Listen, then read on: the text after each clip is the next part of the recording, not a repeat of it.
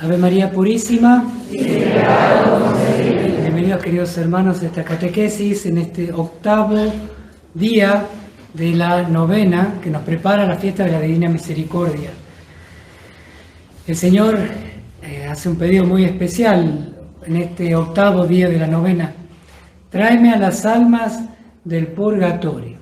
El Señor, como saben, nuestra iglesia es una iglesia que no solamente la militante, la que nosotros vemos aquí en la tierra, que en medio de las dificultades persevera para sostener la gracia, la revelación de Dios, todo lo que Él nos ha enseñado, sino también la iglesia glorificada, nuestra cumbre, nuestra meta, aquellos santos que están junto a Dios en el cielo, y la iglesia que está purgando, aquellos que ya han sido salvados, pero están purgando. De eso se trata este grupo de almas que están en este estado del purgatorio, por cual Jesús pide que recemos en este día de la novena, el octavo día.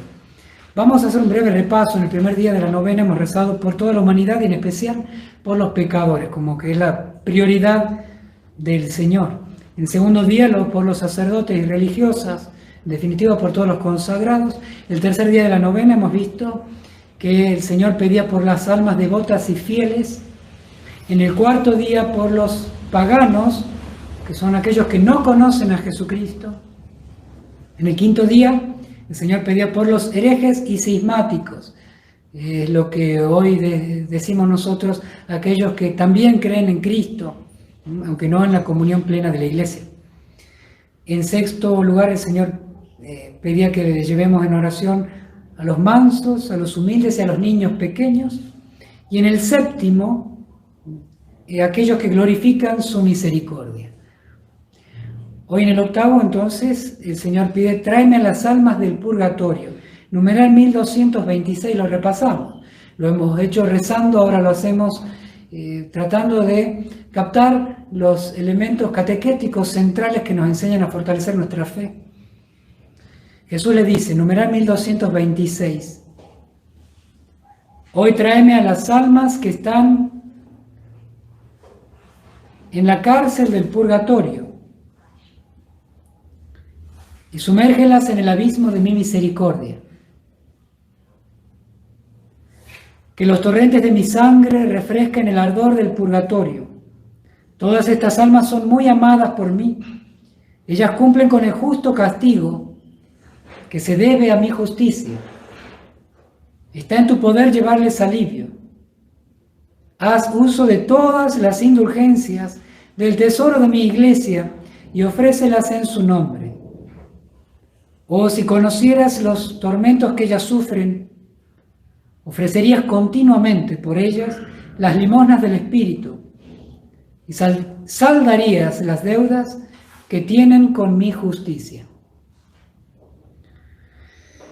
Queridos hermanos, el Señor nos está acercando a almas muy queridas por Él, que son invisibles para nosotros, pero son muy reales. El Señor nos pide rezar por aquellos que muchas veces nos olvidamos, no solamente los seres queridos difuntos, por los cuales tenemos que rezar principalmente porque tenemos un deber de Estado, sino también por todos aquellos que están en el purgatorio, sobre todo aquellos más necesitados o olvidados en el purgatorio. Como el mismo Señor le dice aquí a Sor Faustina, aquellas almas que están en la cárcel del purgatorio. Aquí no hay un término nuevo, ya el Evangelio ya nos refiere que en distintas parábolas que se habla de una cárcel donde se paga hasta la última deuda. Recordemos bien la bienaventuranza del Señor en Mateo. Bienaventurados los de corazón puro, porque verán a Dios. Es necesario tener un corazón puro para ver a Dios. Entonces el purgatorio es aquel lugar donde aquellos quienes no hayan alcanzado la pureza de corazón necesaria para ver a Dios, allí será el lugar de esa purificación para conceder un corazón puro, purificado. Ustedes ven cuando los herreros tienen que arreglar algún hierro, pensemos, a veces vemos en las películas, aquellos que forjan las espadas o las reparan luego de una batalla, las meten en semejantes fuegos tremendos, y luego la sacan de ahí para darle martillazos. Y no están destruyendo, al contrario, la está haciendo más fuerte, la está purificando, la está arreglando, la está haciendo realmente algo, recuperando nuevamente su dignidad, su fortaleza. De alguna manera, el alma que con los pecados en esta vida se va llenando de manchas, de impurezas, y que no repara en esta vida, que no hace penitencia en esta vida, que muere en estado de gracia, pero sin reparar, hay un estado, hay una situación en la que se nos purifica, se nos limpia, porque el cielo es muy santo. Dios es 3 veces santo y tiene repulsión del mínimo pecado. Nos ama infinitamente a nosotros, somos sus hijos y su creación. Sin embargo, nuestra elección del pecado es la que ha hecho que nosotros mismos nos manchemos, y esas manchas deben salir para entrar al cielo. Y como sabemos y nos lo enseña la Iglesia, allí se purifican las penas temporales debidas al pecado o incluso aquellas culpas, así sean veniales, no confesadas, todo aquello que no hemos reparado, todo el bien que debimos hacer y no lo hicimos. A veces lamentablemente nos conformamos con decir no hago mal a nadie. ¿Cuántos católicos decimos no hago mal a nadie y ya me creo bueno? O también aquellos que hacen un bien. Buscamos a Dios sinceramente, pero muchas veces Dios nos da una gracia a nivel 10, nos da 10 gracias y nosotros respondemos a 5. O nosotros respondemos a 6, a veces respondemos a 3. Y hemos hecho cosas buenas. Pero Dios nos dio 10 y hemos hecho 3, hemos hecho 5. En definitiva, a los ojos de Dios somos mediocres o menos que mediocres. En definitiva, esa falta de amor, Dios que nos ha tendido la mano y que nosotros no le hemos querido agarrar, creyéndole que le agradábamos. Toda esa falta a la gracia de Dios, ese desprecio a su gracia, debe ser reparado. Y recordemos, en el purgatorio, Sor Faustina lo ve, pero ya la Iglesia también nos lo enseña, hay grados, ¿no? Como ustedes ven en un edificio de muchos pisos, un ascensor que va y viene. Hay muchos grados como capa en la cebolla, de la misma manera que en el cielo hay muchos grados, porque es distinta la intensidad del amor con el que una persona responde a su vocación. De la misma manera que en el cielo hay grados de ver y amar a Dios, y que eso depende de cómo amemos aquí en la tierra, la intensidad del amor que ponemos en cumplir nuestra vocación, no en la grandeza de las cosas que hacemos, sino en la intensidad del amor con el que hacemos lo que Dios nos pide que hagamos. De eso depende la intensidad que gozaremos de Dios en la eternidad. De la misma manera, en el purgatorio hay grados de purificación. Sor Faustina misma describe en otro numeral, que lo veremos en otras catequesis, que describe esto, que ya nos lo enseña la Iglesia. Sin embargo, ella ve que hay lugares dentro del purgatorio cuyos sufrimientos no se distinguen en nada del infierno, solamente por la convicción de que eso terminará, que eso pasará, que eso hará una purificación y terminará y llevará a otro lugar. Y que incluso ve Sor Faustina que hay demonios que molestan. Pero eso lo veremos en otra catequesis, solo para decir la seriedad del tema del purgatorio, que lamentablemente muchos hoy niegan o desprecian. Y acá, Sor Faustina, acá Jesús misericordioso, es quien describe el tema del purgatorio, su realidad, su existencia, la posibilidad real que tenemos de estar algún día allí. y de cómo tenemos que arraigar muy profundamente en nuestro corazón el deseo de ser santos, no para evitar el purgatorio, sino porque Dios merece ser amado con todo el alma, con toda la fuerza, con toda la intensidad. No me mueve, Señor, para quererte el infierno tan temido y tampoco el purgatorio tan temido. Me mueve para quererte las llagas que abriste por mi amor.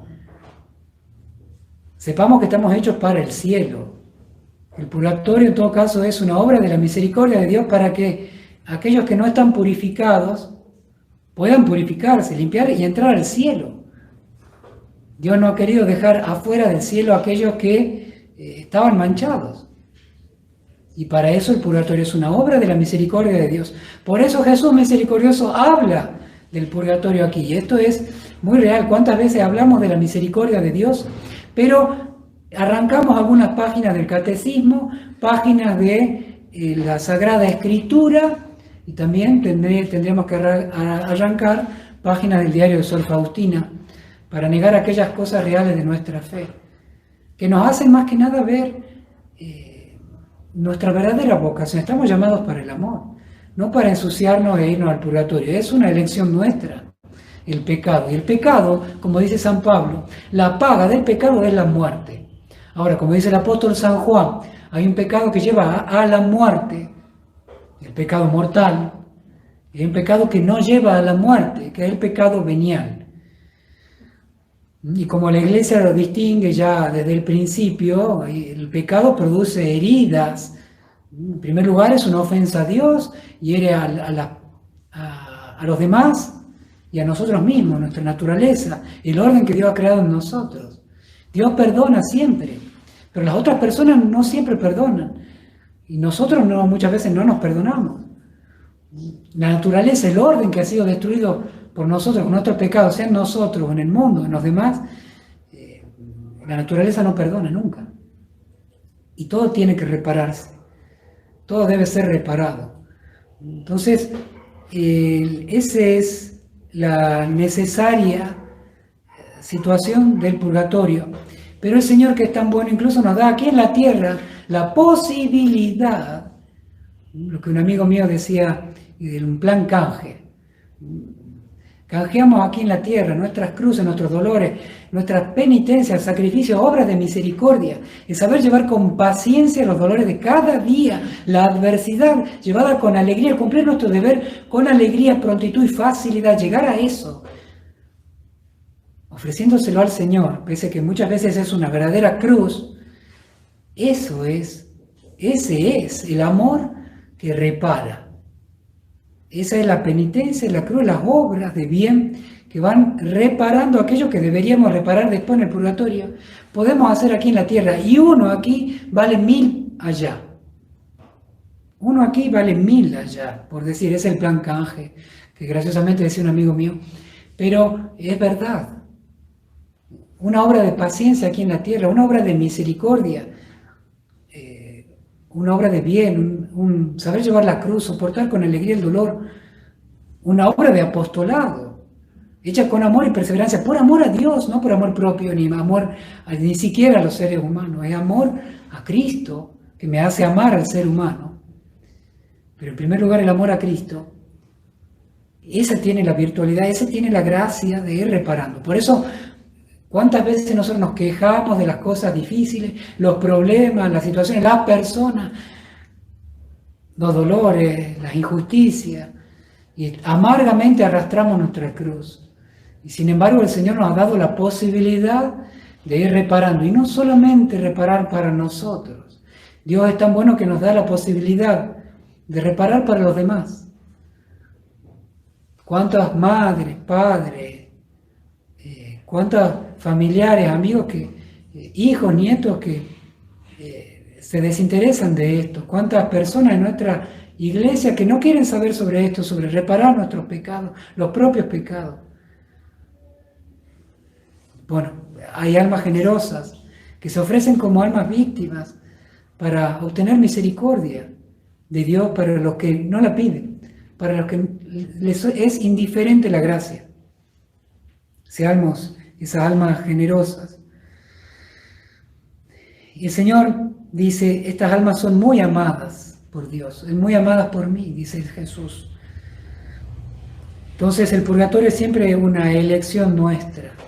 Siempre ha sido, tanto en el infierno como en el purgatorio, una elección absolutamente nuestra, que Dios no quisiera. Hay muchas cosas que Dios no quisiera, pero permite por nuestra elección. Y el Señor dice, ellos purgan el justo castigo que se debe a mi justicia. Porque como les decía recién citando a San Pablo, el saldo del pecado, el salario del pecado es la muerte. Dios es, además de misericordioso, es un Dios justo, 3 veces santo. Él no quiere el pecado. El pecado es una ofensa contra Él. ¿Qué esposa en su juicio permitiría que el marido esté todo el tiempo golpeando, todo el tiempo robando, todo el tiempo insultando? O a los hijos. No, porque es buena. Porque es misericordiosa. No, tiene que cambiar, tiene que convertirse en el marido. Puede pasar al revés también. Puede pasar en muchas índoles de nuestra vida, en muchos casos de nuestra vida, que no podemos contemplar una falsa misericordia. Es una falsa misericordia sin tener en cuenta la justicia, la necesaria conversión y reparación, ir hacia el bien.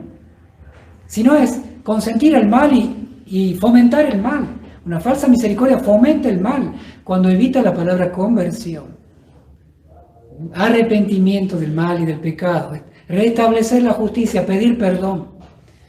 Todo esto es parte necesaria de la misericordia, porque la misericordia supone la justicia. Y como dice el apóstol Santiago, la misericordia triunfa sobre la justicia, no la niega, triunfa sobre ella, como en la parábola del hijo pródigo. El hijo pródigo le pide perdón al padre, no merezco ser llamado hijo tuyo, trátame como uno de tus jornaleros. Ahí restablece la justicia el hijo pródigo, pide perdón. Y ahí la misericordia triunfa sobre la justicia cuando el padre lo abraza, lo viste de hijo, le calza las sandalias, le da el anillo y le arma una fiesta con el ternero cebado. Triunfa la misericordia sobre la justicia, no la niega la justicia.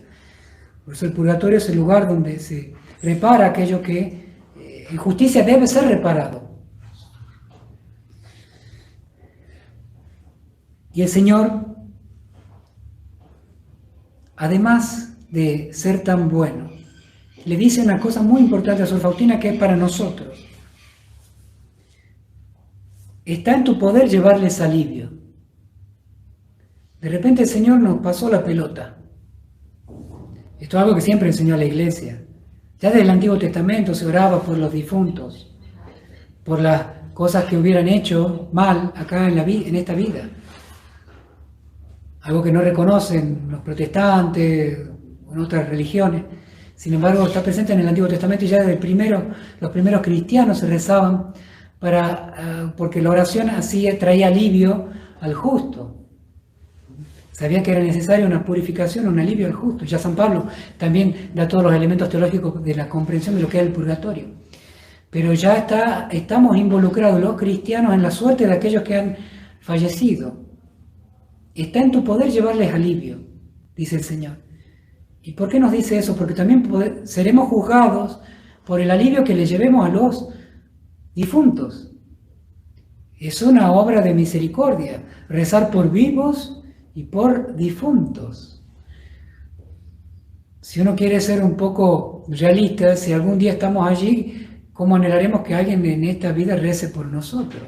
Bueno, entonces empieza a hacer hoy por los difuntos aquello que tal vez un día te toque a ti, ojalá que no, pero tal vez, o al menos para un ser querido tuyo. Entonces hay un deber y un compromiso de todo cristiano de llevar continuamente alivio a aquellos hermanos nuestros en la fe que pagan sus deudas en la cárcel del purgatorio, llevándole alivio. El alivio brota de la sangre y del agua que nosotros por nuestra oración, sacrificio, penitencia, nuestra constante intercesión ante Dios, pidiéndole a la Virgen, a los santos, llevarle el alivio de la sangre y el agua que se derrama sobre aquellas almas por las cuales intercedemos. El don de las indulgencias. La Iglesia nos da la posibilidad de obtener una indulgencia por día. Hemos tomado en serio esa realidad, una por día, para mí o para alguien difunto, para un difunto. Hemos tomado en serio, nos ha parecido algo banal. Claro, no se habla, nadie lo enseña, pero lo sabemos y no lo hemos tomado tan en serio. Uno por día. Si ganamos bien la indulgencia, con todos los requisitos que supone, uno por día, 365 por año, podría estar aliviando enormemente, o a veces sacando del purgatorio y llevando al cielo 365 almas por año que algún día me recibirían a mí. Tomemos conciencia que la Iglesia nos enseña que podemos eso. Y el Señor le dice acá a Sor Faustina, está en tu poder llevarles alivio, haz uso de todas las indulgencias del tesoro de mi Iglesia. ¿Y cuáles son todas esas? Justamente la Iglesia enseña modos con los cuales obtener la indulgencia plenaria, por ejemplo, el rezo de la coronilla, y en estas circunstancias que vivimos, para obtenerla por alguien o por nosotros. Entonces, es un arma fundamental que rendiremos cuenta. El Señor nos ha tendido esa mano, nos ha dado ese bien para llevarle a los otros. Y si yo no lo he tomado, yo lo he despreciado. Así que tenemos una grandísima responsabilidad con nuestros prójimos que purgan en el purgatorio. Nosotros podemos saldar las deudas que ellos tienen. Nosotros podemos pagar las deudas. Qué buen amigo. Nosotros reconoceríamos un muy buen amigo aquel que nos paga la deuda en el banco, ¿no es cierto? O en el almacén. Mirá a mi vecino, mirá a mi amigo, me pagó la deuda. Ya no me vendían nada, me pagó la deuda. Lo reconocerían enormemente como un gran amigo. ¿Se imaginan si saldan la deuda de un alma en el purgatorio? Qué amigo, qué intercesor, qué santos se consiguen en el cielo. O sea, encima, por todos lados es un gran, podamos decir, negocio espiritual, entre comillas. Oremos por los difuntos, una verdadera obra de caridad que no necesita más que rezar. Y a veces sí ofrecer misas, hacer determinados actos puntuales para obtener las indulgencias. Llevémonos este propósito, no olvidarnos nunca de estos hermanos nuestros que piensan en nosotros y nos están rogando y suplicando por nosotros, para que le demos una dádiva del alivio que brota del corazón de Cristo y que depende que nosotros intercedamos por ellos. Queridos hermanos, una alegría compartir nuevamente con ustedes. Que el Señor los bendiga a todos ustedes y a sus familias. Hasta mañana si Dios quiere. Jesús, en vos confío. Jesús, en vos confío. Jesús, en vos confío.